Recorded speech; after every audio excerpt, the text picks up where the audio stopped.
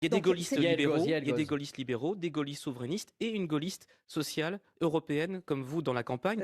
ça a d'ailleurs toujours été le cas chez les Mais gaullistes. pardon d'insister, on a l'impression quand même que Mm. vous vous affranchissez des règles du jeu collectif, que lorsque vous perdez, vous contournez l'obstacle. La primaire, vous n'aviez pas les parrainages. En 2016, au début de l'année, Luc Châtel gagne la présidence du Conseil national des Républicains, vous échouez. Pourquoi vous contournez votre famille politique? Je ne contourne pas ma famille politique. Je suis dans la logique des institutions. Les primaires, et je l'ai dit depuis le début, sont contraires à l'esprit des institutions. Pourquoi? Parce que le président de la République, dans l'esprit des institutions de la Ve République, c'est celui qui est le garant de l'unité nationale. C'est celui qui est, en quelque sorte, le dernier recours lorsqu'il y a des tensions très fortes. Et pour être ce dernier recours, il est évident qu'il ne doit pas appartenir à un clan, qu'il ne doit pas appartenir à un camp. Il ne saurait être issu des partis. Or, aujourd'hui, avec les primaires, qu'est-ce que nous voyons? Nous voyons que les partis politiques veulent en quelque sorte préempter le choix qu'on a voulu donner totalement libre aux Français et dire qui peut ou qui ne peut pas se présenter. Alors maintenant, je vais vous dire une chose, parce qu'il y a une Rapidement, s'il petite vous plaît. erreur dans ce que vous avez dit, si vous Allez-y, voulez bien. allez-y. Dites-le. Je n'ai jamais envisagé d'aller aux primaires, je vous le dis. Les problèmes de parrainage ne se posaient même pas pour moi, puisque au titre d'un parti politique qui était effectivement mon mouvement, le Chêne, je pouvais me présenter comme ça. Je n'ai jamais été, regardez n'importe où, je n'ai jamais été sollicité un seul parrainage, même s'il est exact qu'un grand nombre de députés, lorsque l'on a parlé de ma candidature, sont venus me dire si tu y vas, nous t'apporterons notre parrainage. C'est dit. Mais je Michel n'en Houellebecq, ai il faut qu'on jamais. avance. Dans le 8-30 politique, on refait le film de la semaine. Yael Goz, pendant ce temps, le candidat de la droite, François Fillon, est avec les soldats français au Mali après une semaine difficile. Une semaine de faux plats après sa victoire à la primaire, accusé de vouloir brader au privé la sécurité sociale. Il rectifie mardi dans une tribune dans le Figaro. Ça suffit pas. Il s'explique une nouvelle fois jeudi matin lors d'un déplacement à l'hôpital du Plessis-Robinson. À aucun moment, je n'ai voulu privatiser l'assurance maladie. Non, je ne veux pas distinguer entre les gros et les petits risques. Mais oui, je veux mieux articuler les rôles de l'assurance maladie et des complémentaires. Il vous a rassuré, François Fillon? Vous le croyez maintenant ou son programme est toujours un peu dangereux socialement pour vous? Écoutez, moi, je ne comprends pas la surenchère libérale qui semble à la mode chez quasiment tous les candidats aujourd'hui. Chez François Fillon? Et y compris chez François Fillon, effectivement. Et je le lui ai dit, d'ailleurs, dès qu'il y a eu les premiers échos. Moi, ce que je pense, c'est que, certes, il faut redonner aux entreprises les conditions d'une concurrence équilibrée avec les autres entreprises, notamment européennes. Et c'est la raison pour laquelle je préconise non pas de réduire de tant ou tant de 100 millions milliards, il veut dire. ou milliards C'est pas des millions. les impôts qui pèsent sur les entreprises. Je dis, si on veut que les gens vous croient et qu'ils aient confiance, il faut un rapport qui soit pérenne et qui ne soit pas susceptible d'être remis en cause comme n'importe quel chiffre. Alors, ce que je dis, c'est qu'il faut simplement que nos entreprises n'aient pas plus de contraintes fiscales, sociales ou réglementaires que la moyenne des entreprises européennes. Si vous faites ça, et j'en ai beaucoup parlé avec des chefs d'entreprise, à ce moment-là, ils vous disent immédiatement, ça nous permet de nous relancer, ça nous permet de créer des emplois. Donc, de ce point de vue, je crois qu'il faut effectivement alléger les contraintes des entreprises. Mais dans le même temps, il est irresponsable, il est invraisemblable de dire que l'État n'a pas son rôle à jouer dans l'économie. Dans toute l'histoire, nous voyons que c'est quand l'État donne une impulsion forte dans certains secteurs économiques prioritaires que l'économie française se porte bien. La France a des atouts, Michel et notamment Houellebecq. des atouts pour les grands défis de l'avenir. C'est dans ces domaines-là qu'il faut effectivement que l'État joue totalement son rôle. Donc je suis pour une place et un vrai rôle de l'État, ce qui me différencie d'un certain nombre de candidats qui, eux, ne veulent se rattacher qu'au libéralisme. Il faut aussi parler ce matin du grand perdant de cette primaire, Alain Juppé. Alain Juppé qui a le blues, je le cite dans le Figaro, je n'ai eu qu'une vie de souffrance, tout ce que j'ai fait en politique, c'est mal fini. Vous allez regretter, Alain Juppé? Oh, écoutez, Alain Juppé est un Aquitain, nous nous connaissons que depuis longtemps.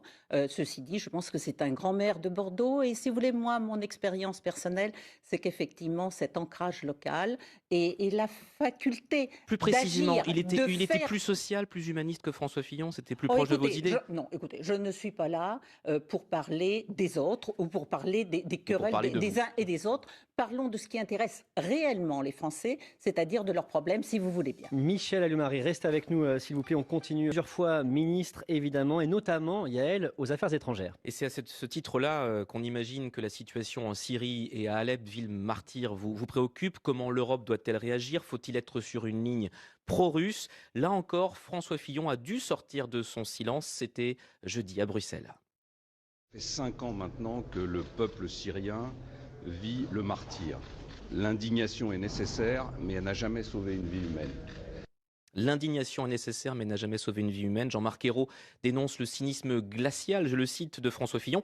Il est trop proche de Poutine à vos yeux, François Fillon? Écoutez, là encore une fois, c'est pas un problème Ah, de... c'est un vrai sujet de politique étrangère quand même. Oui, mais c'est pas un problème de personne. Mm. Je crois que, et notamment, c'est pas le problème de savoir ce que dit ou ce que fait François Fillon.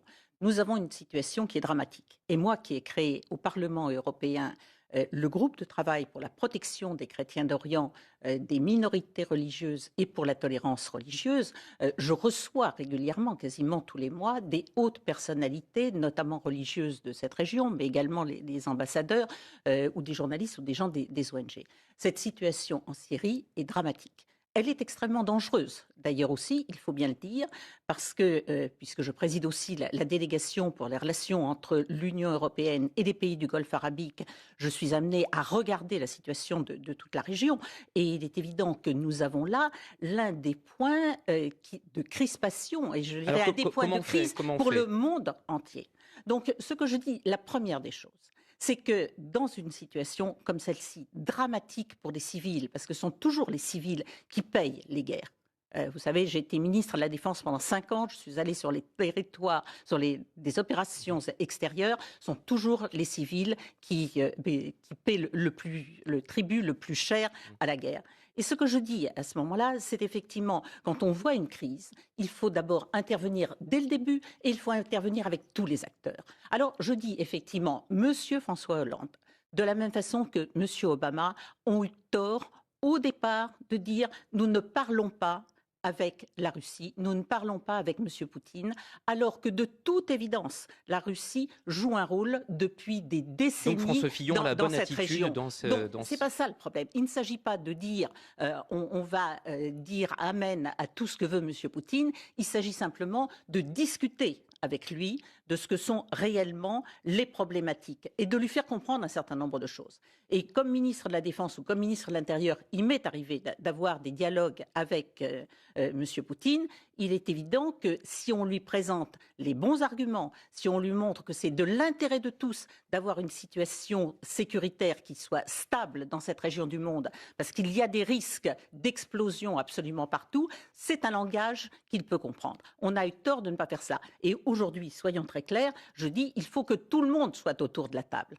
Et puis, il y a des priorités. La priorité, c'est effectivement les populations civiles. La priorité, c'est la lutte contre Daesh. Soyons pragmatiques, commençons par ça. Et puis ensuite, parce qu'il y a eu des crimes, alors effectivement, il y a une Cour pénale internationale qui doit être amenée à regarder notamment ce qu'a fait M. Bachar el-Assad. Michel Lemary, on revient sur la politique en France maintenant avec la primaire à gauche qui bat son plein, Yael. Avec un Manuel Valls qui veut que ça décoiffe, je reprends ces mots, mais qui déroute aussi son camp en proposant dans son programme de supprimer l'article 49.3. C'était jeudi matin sur France Inter. Je connais parfaitement les effets pervers du 49.3. Je suis très lucide et puis j'ai appris. Son utilisation est devenue dépassée et elle apparaît comme brutale, hors texte budgétaire, parce que la nation a besoin d'un budget. Je proposerai de supprimer purement et simplement le 49.3.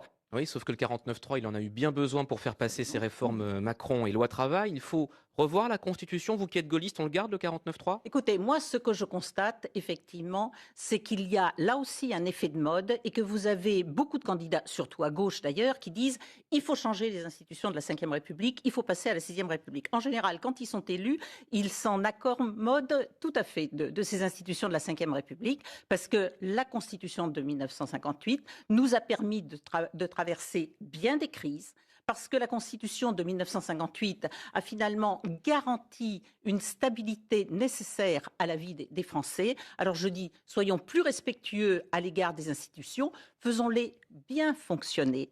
Et dans l'esprit de ces institutions... Et on garde le 49.3. Mais bien sûr, je suis pour garder le 49.3. Candidate à la présidentielle. Bien entendu, ensuite, on en fait simplement l'usage qui est strictement nécessaire. Ça ne doit pas être une facilité. Et d'ailleurs, quand un gouvernement et un Premier ministre savent anticiper les problèmes, ils n'ont pas forcément besoin du 49.3. Monsieur Valls est un de ceux qu'il a le plus utilisé, peut-être le plus utilisé, effectivement. C'est peut-être parce qu'il avait un autre type de problème dans sa majorité. Je vous interromps, Michel Alliot-Marie. C'est le principe du 8h30 politique. Chaque samedi matin sur France Info, on a un coup de fil surprise. Aujourd'hui, c'est Florence Portelli, maire de Taverny dans le Val d'Oise, porte-parole de François Fillon. Bonjour Florence Portelli, quelle est votre question pour Michel Alliot-Marie? Bonjour Madame la Ministre. Bonjour Florence. Bonjour, bonjour Michel. J'avais une question venant du RPR, ayant connu d'ailleurs la présidence de Michel Alliot-Marie. J'avais lui demandé qu'est-ce que ça avait finalement de gaulliste que de concourir à la présidence de la République sans passer par les caisses primaires. Alors j'ai bien entendu ce que Michel disait sur les institutions, sur l'esprit des institutions, mais enfin quand on était au RPR, moi je me rappelle que ça n'avait rien de gaulliste, le fonctionnement de la machine, que quand un candidat était investi, il était investi par une poignée de personnes, après validé par les adhérents éventuellement. Mais en tous les cas, en aucun cas, c'était validé par des millions de personnes. Donc là, il y a quand même un progrès démocratique et populaire qui me paraît beaucoup plus proche de ce que voulait le général de Gaulle. Donc déjà, je vois pas trop en quoi c'est plus gaulliste aujourd'hui de concourir hors primaire que d'accepter ce qui se passait avant. Je me rappelle aussi quand Michel en 2007 avait voulu être candidate face à Nicolas Sarkozy, finalement avait accepté la candidature de Nicolas Sarkozy, ça n'avait rien de gaulliste. Et enfin, le RPR dont on est issu, je suis désolée, n'a jamais été un parti gaulliste parce que Jacques Chirac, que j'aime beaucoup, c'est un quelqu'un qui a accepté par exemple la cohabitation, et la cohabitation était à l'inverse de ce que voulait le général de Gaulle. C'est quelqu'un qui aurait démissionné et qui d'ailleurs a démissionné. Si on résume la question, Florence Portelli, vous êtes mauvaise joueuse, Michel Alliot-Marie, ou pas? Non, c'est pas ce que dit Florence, d'ailleurs, que je connais bien, qui est quelqu'un que j'aime beaucoup. Je ne vais pas revenir sur ce que je disais tout à l'heure. Dans l'esprit de la Constitution de 1958, le président de la République doit être au-dessus des partis, et à partir de là, il ne doit effectivement pas représenter un parti. Et je rappelle d'ailleurs une chose, c'est que Jacques Chirac, quand il s'est présenté à l'élection présidentielle, a démissionné du RPR. Et vous êtes investi par qui, vous, Madame Alliot-Marie? Qui vous investit? Mais l'idée de la Constitution de 1958, le général de Gaulle d'ailleurs a parlé des primaires pour les combattre, en disant que le problème, effectivement, c'est que ça n'est pas au parti de dire aux Français, vous n'avez le choix qu'entre tel ou tel. Ce sont les Français qui décident. Et d'ailleurs, c'est le sens du référendum. L'apport de la Constitution de 1958, c'est de donner la parole aux Français. Et moi, c'est ce que je dis. Je suis pour la multiplication du référendum, je suis pour le libre choix du candidat et non pas pour la présélection par les partis. Quant au RPR, pas gaulliste, je suis désolée. Le gaullisme, il n'y avait pas que des gaullistes dans le RPR, c'est tout à fait vrai. Mais en même temps, le gaullisme était une part dominante. Et j'ai toujours regretté, lorsque l'on a créé l'UMP, que finalement, en agrégeant les gaullistes, les libéraux et les centristes, on ne fasse pas un apport supplémentaire, un enrichissement de chacun, mais que finalement on demande à chacun de gommer tout ce qui fait ses spécificités, et par conséquent on arrive à un système à l'eau tiède dans lequel les électeurs ne se retrouvent plus, ce qui a amené un certain nombre d'entre eux à partir, et notamment à partir vers le Front National, ce que je déplore. Vous restez avec nous, Michel Alliot-Marie, avec Michel Alliot-Marie, candidate à la présidentielle, Yael Goss, chef du service politique de France Info, et Antoine Baillet, bonjour. Bonjour Jules. Pour Comme Paul, la communication politique passée à la loupe chaque semaine, on parle cinéma pour commencer? Presque. On va parler du clip Martial, guerrier, j'ai pas trouvé d'autres mots, dans lequel vous avez annoncé votre candidature. Vous l'avez posté le 8 décembre sur YouTube et on écoute tout de suite la bande son.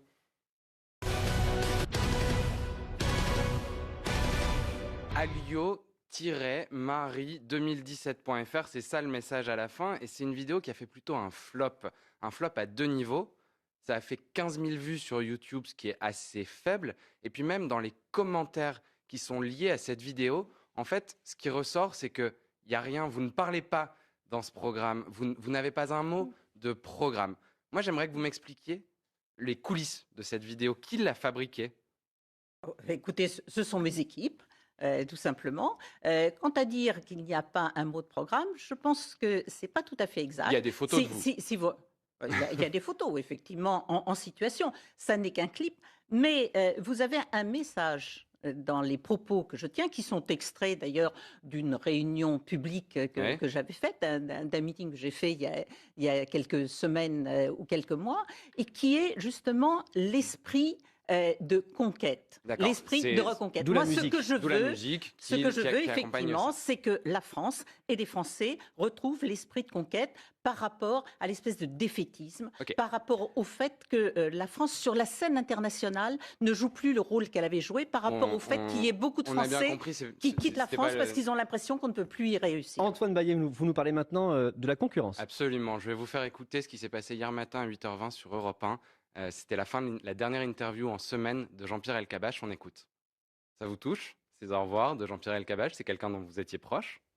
C'est quelqu'un par qui j'ai été interviewé un certain nombre de fois et quelqu'un dont j'ai toujours beaucoup apprécié le professionnalisme, la mesure et surtout la façon de bien connaître les sujets sur lesquels il vous interroge. On va pas trop faire sa pub, quand même. C'était. Non, mais je dis que le week-end, c'est très bien aussi. Ça me paraît normal de dire ce que je pense. Bien sûr. Je ne suis pas là pour ça. Mais bien sûr, et c'est pour ça. Mais c'était exactement ça que je cherchais. C'était votre regard. J'aimerais maintenant votre regard sur une archive. Vous savez qu'il y a des répliques, il y a des réponses qui collent un petit peu à tout jamais à leurs auteurs. Hier, quand on a tweeté sur le compte France Info que l'on vous recevait, la première réponse reçue, ça a été de nous rappeler une de vos déclarations. Celle où vous avez évoqué le savoir-faire français en matière de sécurité. On écoute cette archive. Nous proposons que le savoir-faire qui est reconnu dans le monde entier de nos forces de sécurité permette de régler des situations sécuritaires de ce type. C'était le mardi 11 janvier 2011 à l'Assemblée nationale. Vous êtes ministre des Affaires étrangères. Vous êtes interrogé par le député PC Jean-Paul Lecoq. Et en fait, il y a une vingtaine de morts les jours qui ont précédé en Tunisie. C'est ça la situation sécuritaire dont il est question. Et en fait, l'histoire, c'est que les printemps arabes viennent de commencer et que vous passez complètement à côté. Est-ce que c'est une phrase que vous regrettez aujourd'hui? Alors, ce que j'aimerais, je suis heureuse que vous en parliez, c'est qu'on donne la phrase en entier. Ça tombe bien, je l'ai. Voilà, et moi aussi je l'ai. Et moi aussi je l'ai. Et la phrase du journal officiel, où je commence mon intervention en regrettant les blessés et les morts, si... Non, pas du tout. Vous parlez... alors non. là... Je vais vous lire votre... Vous avez démissionné quelques semaines après. Je vais vous lire votre réponse. Vous demandez qu'on parle contexte. du fond, vous expliquez ça. Oui. Vous dites qu'il y a énormément d'attentes, notamment de la part des jeunes et en Tunisie particulièrement, de pouvoir accéder au marché du travail. La phrase que vous avez, c'est sur le marché du travail. C'est cette phrase-là que vous avez. C'est une réponse, ça se passe lors des questions au gouvernement. C'est très court, mais à ce moment-là, il n'y a rien d'autre. Vous avez une minute pour répondre avant la fin de l'émission. D'abord, il y a eu deux questions. Sur la première, effectivement, où j'ai déploré cela. J'ai dit que ce qu'on vient d'écouter, c'est la première question, madame Alors, écoutez, Alliot-Marie. je vais vous dire une chose. Il y a un certain nombre de personnes qui ont voulu m'attaquer sur ça, notamment deux de vos confrères, qui sont devant la justice. Ils ont été mis en examen et renvoyés en correctionnel pour diffamation parce que justement, ils s'attaquaient là-dessus. Vous aurez, et je vais vous donner le journal officiel. Deuxièmement, ce que j'ai dit, c'est que l'on devait pouvoir... En fait, Ce que je dis, c'est que l'on devait pouvoir manifester sans risquer sa vie.